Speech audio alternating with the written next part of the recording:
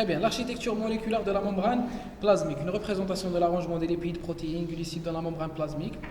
C'est la fameuse représentation en mosaïque fluide. Les différentes caractéristiques qu'on a citées aujourd'hui permettent nous permettent de dire qu'une cellule a une membrane plasmique qui est organisée en mosaïque fluide. Elle est mosaïque parce qu'il y a une asymétrie structurale, une asymétrie biochimique. L'asymétrie structurale est principalement définie par la présence du glycocalyx du côté externe, des microdomaines au niveau du côté interne. Il y a une différence, une asymétrie biochimique aussi due à la différence de répartition des différents composants, des différentes protéines du côté externe et du côté interne, de la différence des protéines liées à la membrane.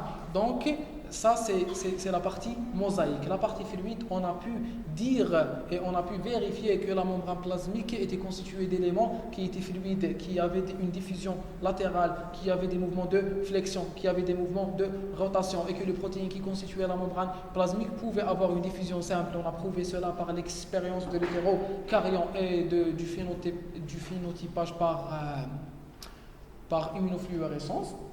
Donc on avait pu prouver que cette membrane plasmique était fluide, et on peut dire que la membrane plasmique a une structure mosaïque et fluide.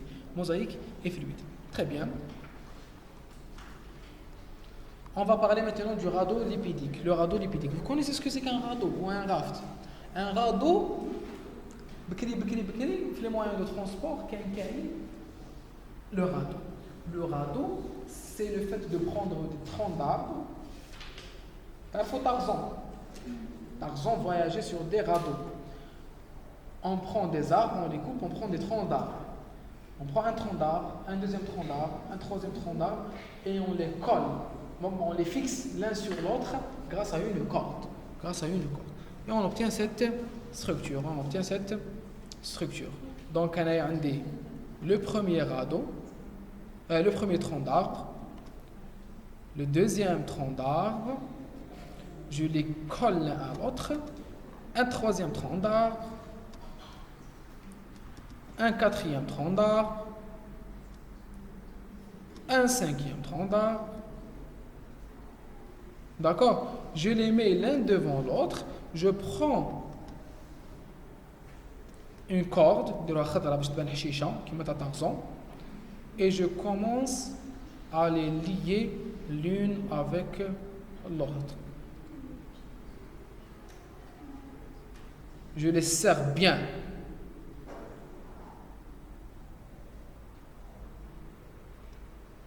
Okay, je peux traverser un fleuve avec. D'accord? Ça, c'est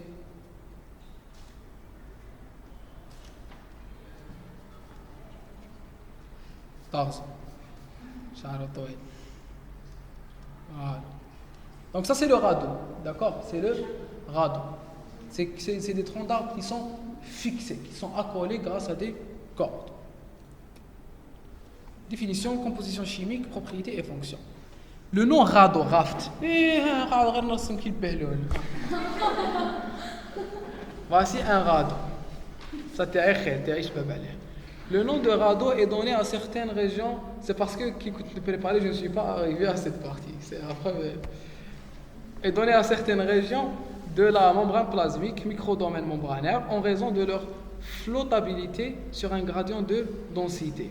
Donc, quand je mets un certain gradient de densité, je remarque que ces régions, on étudie la membrane plasmique, on a fracturant. Donc, j'ai des pièces de membrane plasmique. Je remarque que les parties de la membrane plasmique, elles n'ont pas la même densité que les autres parties. Elles flottaient. Donc, c'est un radeau, parce que le radeau flotte. D'accord? Très bien. Donc, le radeau lipidique, c'est une région qui est, les caractéristiques, vous les apprenez par cœur, c'est une région qui est plus épaisse que le reste de la membrane. Elle mesure 70 à 350 nanomètres de diamètre, représente entre 10 à 30% de la surface membranaire. Vous remarquerez que ce n'est pas le principal constituant de la membrane plasmique. Les rafts ne représentent qu'un dixième vers un tiers de la membrane plasmique, 10 à 30%. De faible densité, flottabilité, sur un gradient de densité, ils sont insolubles dans les détergents doux, d'où l'autre nom technique parfois utilisé. Detergent Resistant Membrane, DRM, Detergent Resistant Membrane.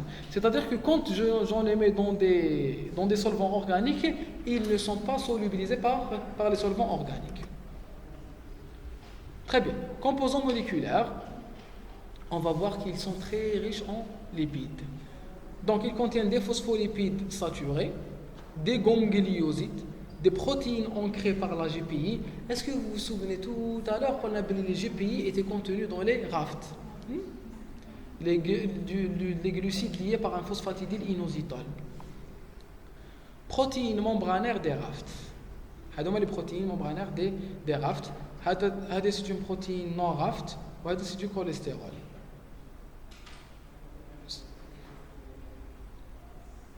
Bon, c'est pas important. C'est une protéine non raft, je ne sais pas pourquoi il la cite. L'essentiel, ce qui est important pour moi maintenant, c'est les protéines raft. D'accord? C'est celle-là, c'est la protéine ancrée par GPI, les gangliosides, d'accord? Ce sont les protéines intégrées dans le raft. Elle est riche en phospholipides à chaîne d'acides gras longues et saturés. Longue et saturée. C'est cette richesse en acides gras qui lui permet de flotter. C'est cette richesse en acides gras qui lui permet de flotter. D'où le nom de rado-lipidique. Donc, les composants moléculaires, elles comprennent des lipides saturés, comme les sphingolipides. Ça veut dire quoi saturé? Saturé, il a lié toutes ses fonctions. D'accord? Donc un sphingolipide saturé, c'est une sphingosine qui a lié sur sa fonction amide en acide gras, mais qui a aussi lié sa fonction alcool. Sa fonction alcool, elle est liée. D'accord? Il est saturé, il ne possède plus de liaison libre. Il est saturé, maintenant il ne possède plus de liaison libre. Abondance de cholestérol, ou le cholestérol. Qu'est-ce qu'on avait dit à propos du cholestérol?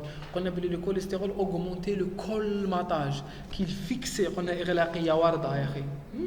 Donc il permettait le colmatage des acides gras et la fixation des acides gras. Ou le raft, le raft était établi en serrant les troncs d'arbres l'un avec l'autre. Donc le domaine raft est comparable au raft, puisque dans les deux, il y a des acides gras qui sont... Bon, dans le premier, il y a des acides gras, dans le deuxième, il y a des troncs.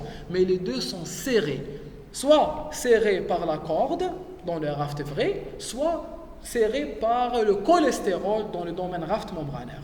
Alors, on compare ce domaine membranaire au radeau. Dans le radeau, les troncs sont serrés. Dans le raft membranaire, les phospholipides sont serrés grâce au cholestérol.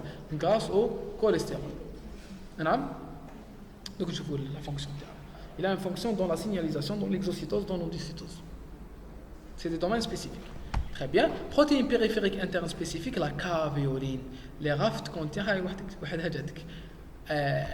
Donc, le raft contient une protéine spécifique qui s'appelle cavéoline. Le raft contient une protéine qui s'appelle cavéoline et qui intervient dans les phénomènes d'endocytose et d'exocytose. Très bien. La microscopie électronique a montré la dépression de microdomaines en puits recouverts de cavéoline. C'est un cavéole. C'est quoi un cavéole? Un cavéole, c'est une région membranaire qui contient dans sa face interne, dans sa face cytosolique, des protéines, nous sommes les cavéolines. La protéine, elle s'appelle cavéoline. Ou le trou, le puits, s'appelle cavéole. Très bien. Les cavéoles s'isolent de la membrane plasmique en formant des vésicules recouvertes de cavéoline qui fusionnent avec les endosomes. Donc, les régions recouvertes de cavéoline sont des régions d'endocytose. Le puits recouvert de cavéoline, il va se pincer pour créer une vésicule d'endocytose. Les microdomaines sont formés dans l'appareil de Golgi et parviennent à la membrane plasmique par exocytose. Très bien. Donc, les microdomaines, ils sont fabriqués par le Golgi. Ils vont migrer, ils vont fusionner avec la membrane plasmique par exocytose. Ils vont fusionner avec la membrane plasmique par exocytose. Ils vont fusionner avec la membrane plasmique par exocytose. Ils vont fusionner avec la membrane plasmique par exocytose. Très bien. Fonction. Ils interviennent dans la signalisation cellulaire, l'endocytose et l'exocytose, Et on ne peut pas dire que l'infection était un rôle. L'infection, c'est un rôle accidentel. Maintenant, il y a certains agents infectieux, il y a certains virus ou certaines bactéries qui profitent de la présence des rafts pour infecter la cellule. Ça m'a dit que l'infection est une fonction de la cavéole. C'est une fonction accidentelle. أنا les cavéoles ما خدمتهمش باش نتنفكت بهم. C'est d'accord? C'est les agents pathogènes qui profitent de la présence de la cavéole pour m'infecter. Donc, supposons, donnez-moi un exemple. J'ai acheté une voiture. D'accord? J'ai acheté une voiture. Est-ce que j'ai acheté une voiture pour ne pas un accident? Non. Merci. J'ai acheté la voiture pour me déplacer. Mais certaines circonstances, profitent de la situation, il sera un accident. Donc ce n'est pas le but. L'infection, c'est une fonction. L'infection, c'est une circonstance qui est due à la présence de ces rafts. D'accord? Très bien. Donc, les microdomaines, ce sont des sites de signalisation cellulaire. Ce sont des zones privilégiées pour l'activité des protéines de signalisation. Donc, où il y a beaucoup de protéines de signalisation. Exemple, récepteurs des facteurs de croissance, comme l'insuline. Vous connaissez ce que c'est qu'un facteur de croissance? Un facteur de croissance, c'est une molécule qui se fixe sur la cellule pour augmenter sa croissance, comme les GF, comme le GF, Epidermal Growth Factor, d'accord, etc., etc. De nature peptidique générale, oui. Parce qu'il faut savoir que les hormones stéroïdiennes, les hormones thyroïdiennes, même si les hormones thyroïdes sont peptidiques aussi, elles ont des récepteurs intracellulaires. Là, c'est des récepteurs extracellulaires, c'est des récepteurs membranaires. Très bien. Les microdomaines, les récepteurs de neurotransmetteurs, comme le récepteur à acétylcholine, le récepteur à acétylcholine, il est extracellulaire. Il est membranaire où il diffuse des domaines RAFT. Très bien, des microdomaines. Les microdomaines sont riches en protéines de fusion membranaire, comme le complexe SNAR. Vous vous souvenez du...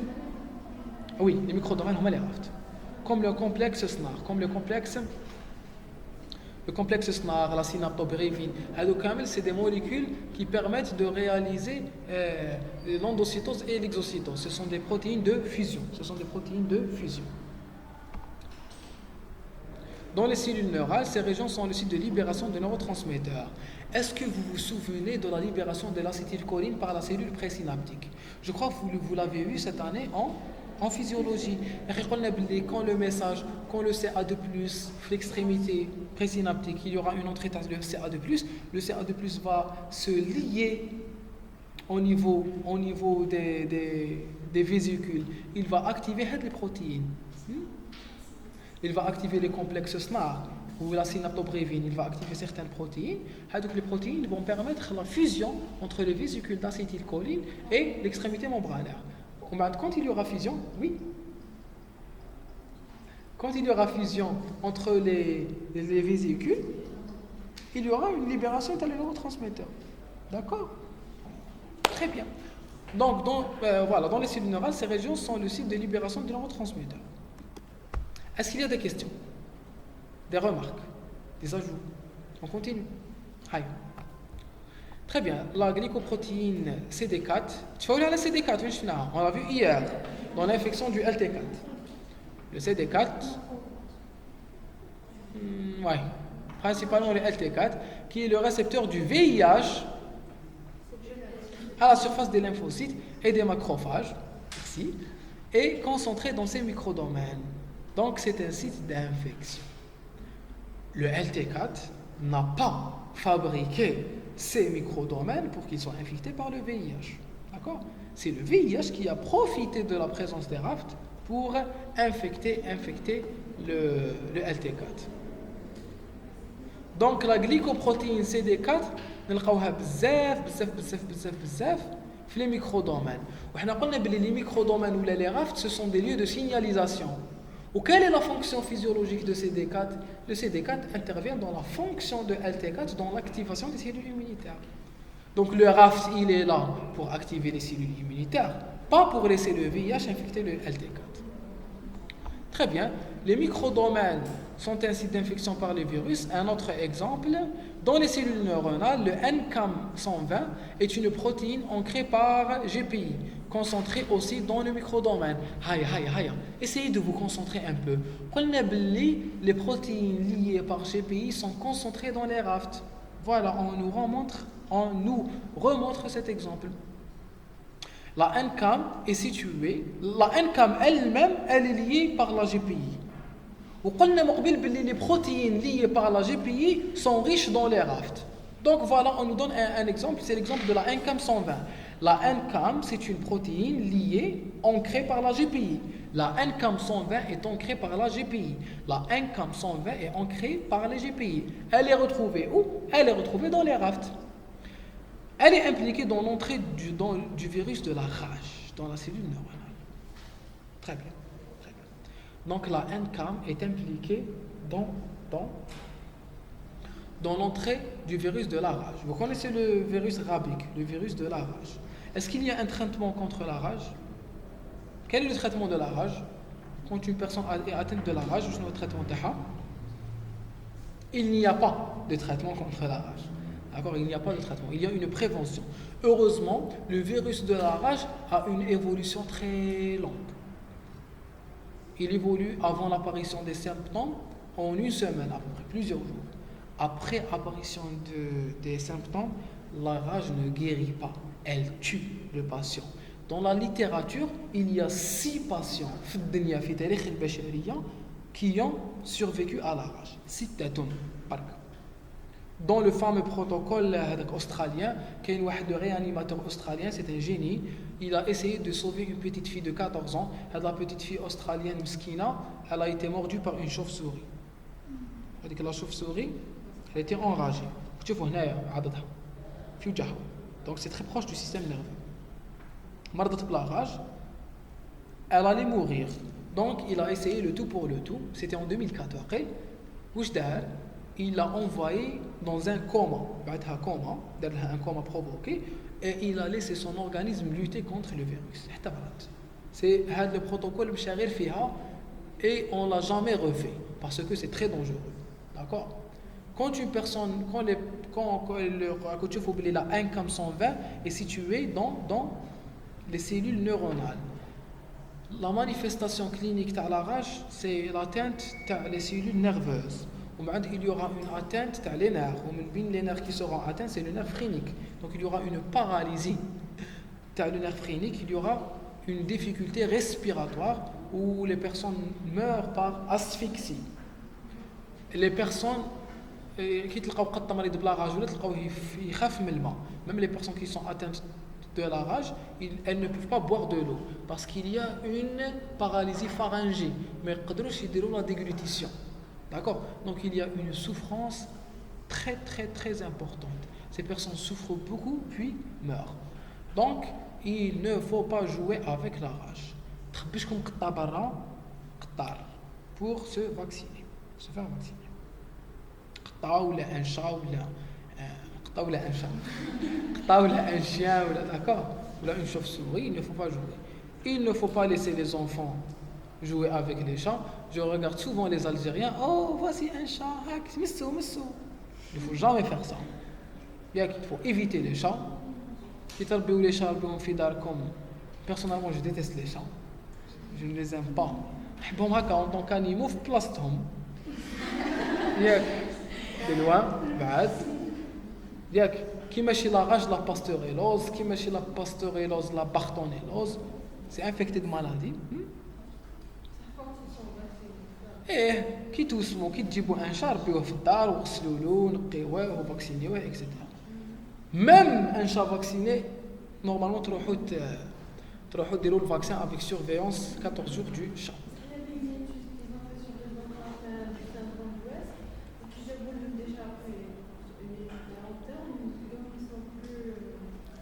Oui, je suis d'accord, mais c'est une exception. Syndrome de West, comment on appelle ça? les retards mentaux.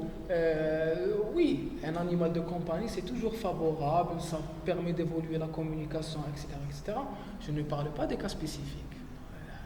Le syndrome de West.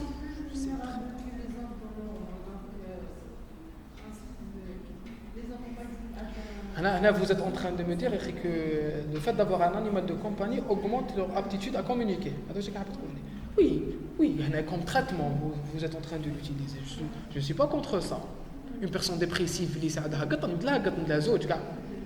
d'accord, mais je suis en train de parler sur des modes qui sont en train de prendre le dessus.